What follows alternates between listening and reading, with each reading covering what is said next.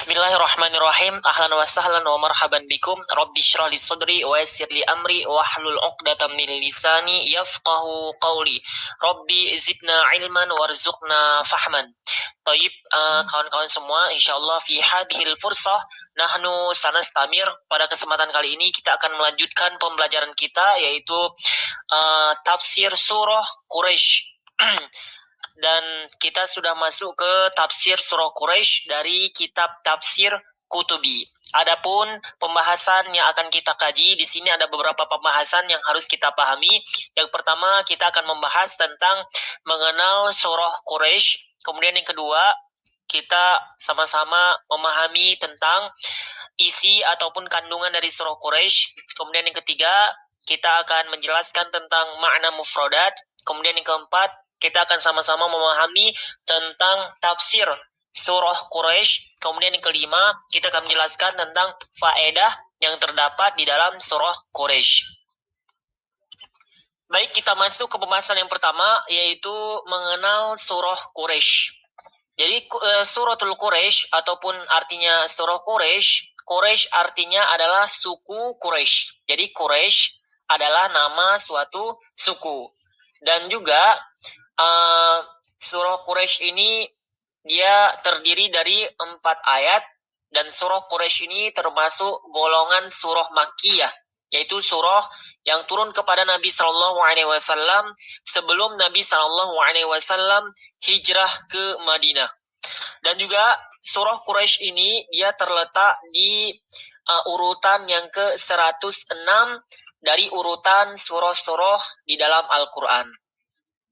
Itulah mengenal singkat tentang surah Quraisy. Kemudian kita masuk ke pembahasan yang kedua, yaitu isi dan kandungan dari surah Quraisy.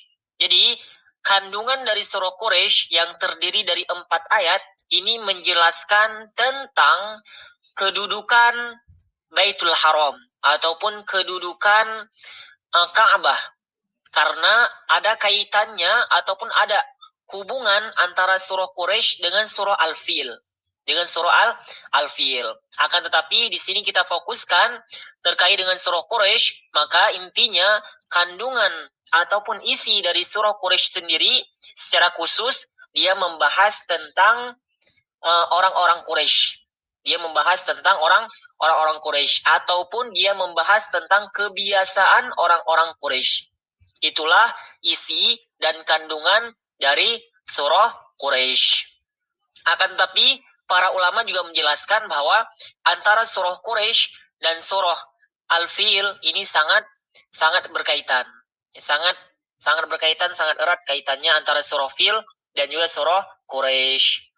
Kemudian kita masuk ke pembahasan yang ketiga. Adapun pembahasan yang ketiga tentang makna mufradat ataupun kosakata, terjemahan kosakata, insyaallah kita sama-sama mempelajarinya di sesi aktivitas kelas.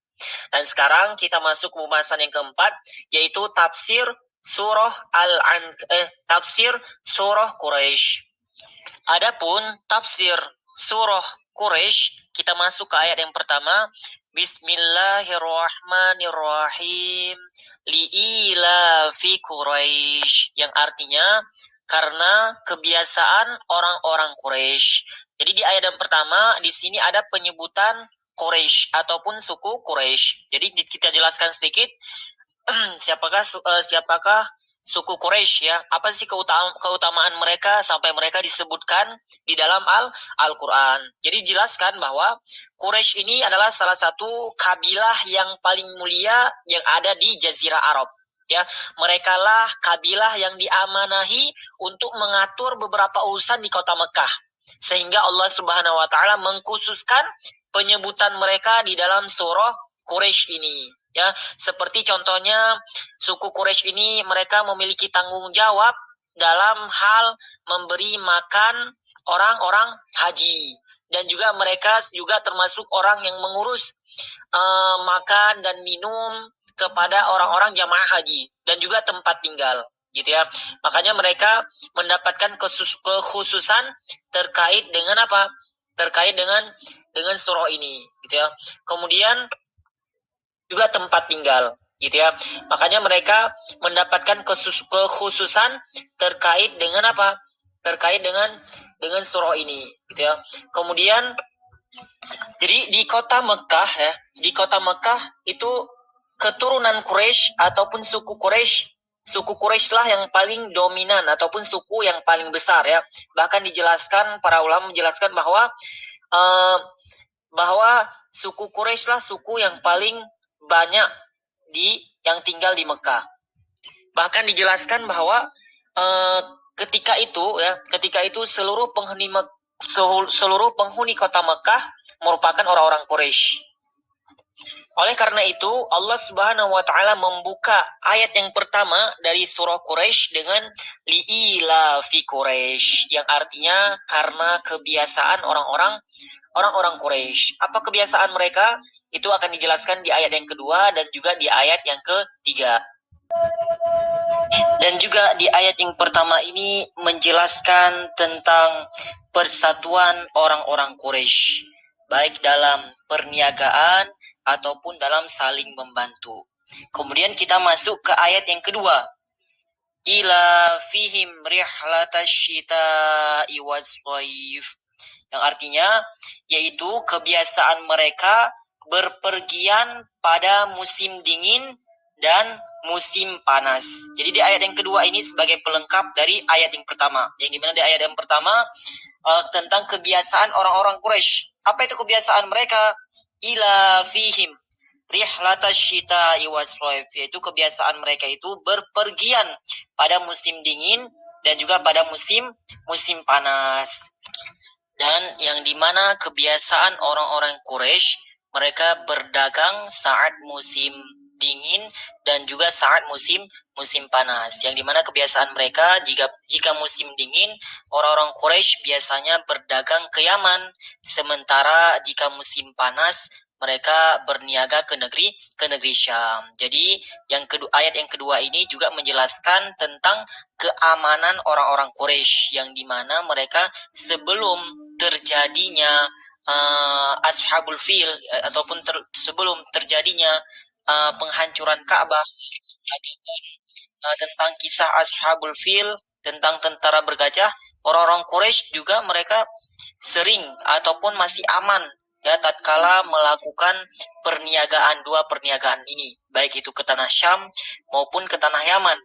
Bahkan setelah terjadinya Ashabul Fil ya, setelah terjadinya kehancuran tentara bergajah, maka orang-orang Quraisy juga masih aman. Mereka mendapatkan keamanan untuk melakukan perniagaan ini juga. Jadi antara surah Al-Fil dan juga surah Quraisy ini saling berhubungan ya.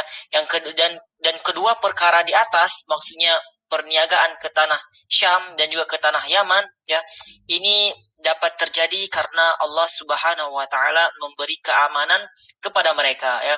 Jika keamanan mereka dicabut oleh Allah Subhanahu wa taala, misalnya ya mereka dikalahkan oleh pasukan bergajah, maka mereka akan cerai-berai ya seperti suku-suku Arab yang lain. Akan tetapi Allah Subhanahu wa taala memberikan kemenangan ya, ataupun menjaga Baitul Haram dan juga menjaga persatuan orang-orang Arab ya, dan sehingga mereka bisa melakukan perjalanan ini dengan aman. Kemudian lanjut ayat yang ketiga, falya'budu rabb hadzal bait, yang artinya maka hendaklah mereka menyembah Tuhan pemilik rumah, maksudnya Ka'bah. Jadi maksud ayat ini apa? Maksud ayat yang ketiga ini yang dimana Allah Subhanahu wa taala menjelaskan bahwa Allah Subhanahu wa taala telah memberi berbagai macam kenikmatan kepada mereka ya, menganugerahi ketenangan dan juga keamanan, dan juga Allah Subhanahu wa taala memberi keamanan bagi mereka dan penghormatan dari kabilah-kabilah lain kepada orang-orang Quraisy ataupun kepada suku-suku Quraisy. Maka orang-orang Quraisy seharusnya mereka menyembah pemilik Ka'bah, yaitu Allah Subhanahu wa taala. Kemudian lanjut ayat yang keempat, alladzi at'amahum min ju'in wa amanahum min khauf, yang artinya yang telah memberikan makanan kepada mereka untuk menghilangkan lapar, wa amanahum min ju', dan mengamankan mereka dari rasa ketakutan. Jadi di ayat yang keempat ini, wa amanahum min khauf, dan juga memberikan keamanan bagi mereka dari rasa ketakutan. jadi di ayat yang keempat ini Allah Subhanahu wa taala menjelaskan bahwa Allah Subhanahu wa taala memberikan makanan ataupun rizki bagi mereka, dan juga Allah Subhanahu wa taala memberikan keamanan bagi mereka.